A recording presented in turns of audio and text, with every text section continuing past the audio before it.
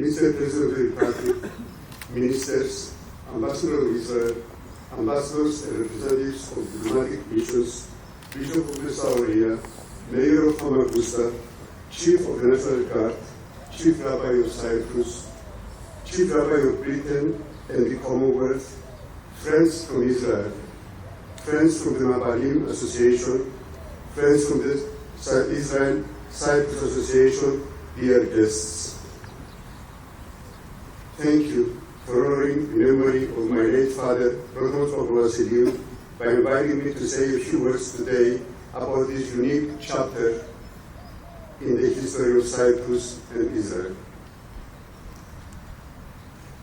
In 1946, barely 27 years old, my father was already a veteran of the Second World War against the Nazis and an active, high-ranking member of the awakening labor movement of Cyprus. Young idealist and a humanist, eager to defend the weak and the exploited workers against the harshness of capitalism, eager to confront the British colonial authority for a better deal for the Cypriots, for self-determination and better life.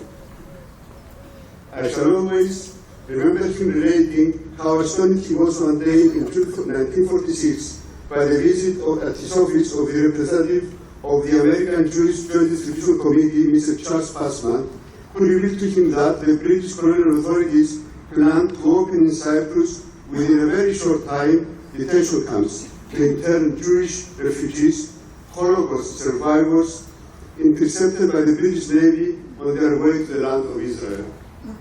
Prodromos could not believe that the British, after the war, that they fought against fascism and Nazism, they were establishing internment camps in Cyprus for the very people they liberated from the Nazi camps.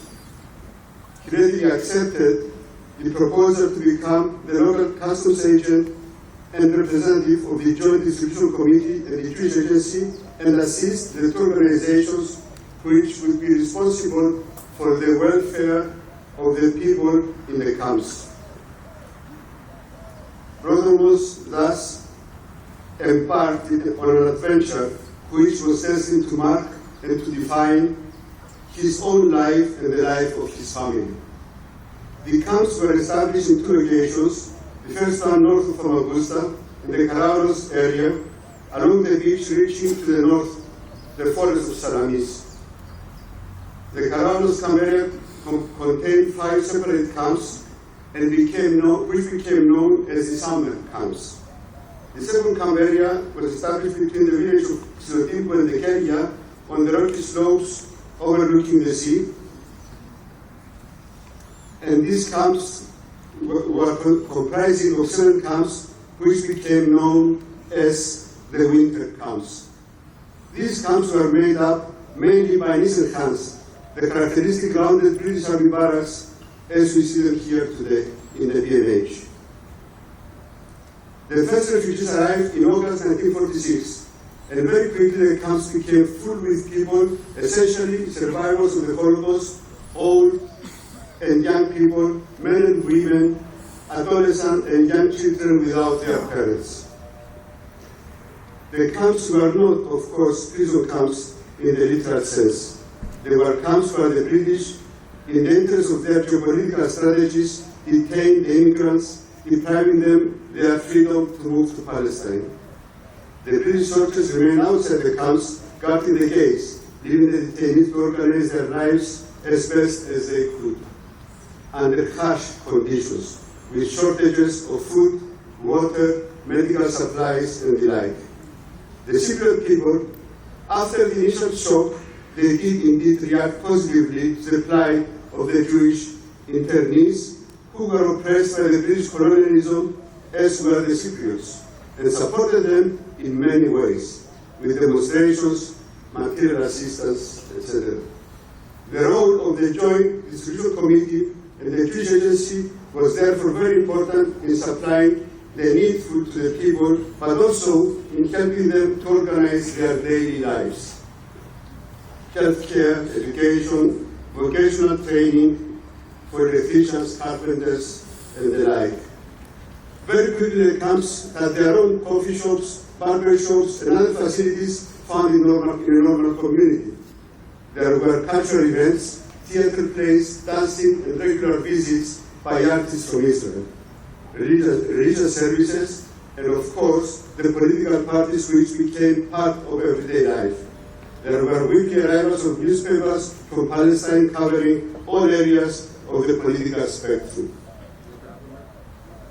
Papavassiliou, Papa, as he was called by his Jewish friends, became deeply involved in the operations of the camps, working closely with the Joint and the Jewish Agency.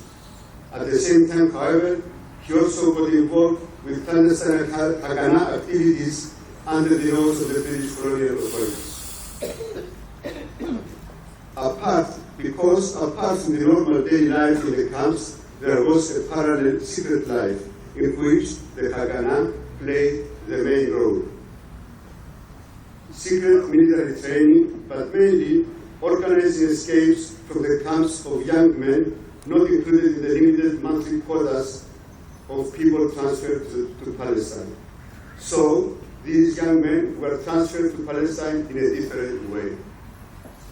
Prodromos was acting as a coordinator between the Haganah and a team of trusted local people, including the small local Jewish community of Papavassiliou, who helped to carry out the escapes. However, to this day, not many details are known about the extent and methods of these Haganah clandestine activities. Under the oath of secrecy, these people, including my father, never spoke of details. What we know is from facts like the discovery of the tunnels under the camp fences, or stories of taxi drivers, orange grove owners, truck drivers, fishermen, or port workers who happened to get involved in an operation. There are many anecdotes about the camps, but one of the nicest anecdotes that my father liked to tell is when, at the closing of the camps in February 1949, the British officer in charge said to him, "Papavassiliou, I'm afraid we are in a serious trouble. Some 1,600 people who entered the camps are unaccounted for. They are missing." Papa was very reassuring. "Don't worry, sir," he said. "It is certainly a clerical error. These are certainly duplicate entries. Desperate people as they were, they have certainly made double entries in order to receive double food rations." To which the officer replied, "Yes, that must be certainly the explanation." One wonders if the British officer was so naive, or if it was just a convenient excuse to close the issue.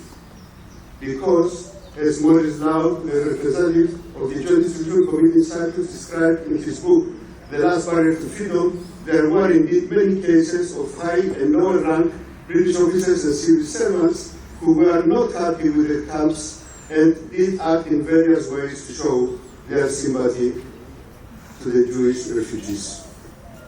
Mr. President, Excellencies, dear friends, please allow me to conclude by reading the concluding paragraph of the report of the closing of the camps sent by the acting governor of Cyprus to the colonial secretary in London, dated 24 March 1949.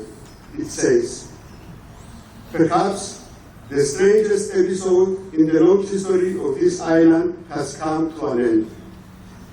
Many thousands of men, women and children, of many languages and from many countries, some sick and driven, others strong and void of hope, have perforce gathered for a while in fractious frustration, almost within sight of the strange star of Israel.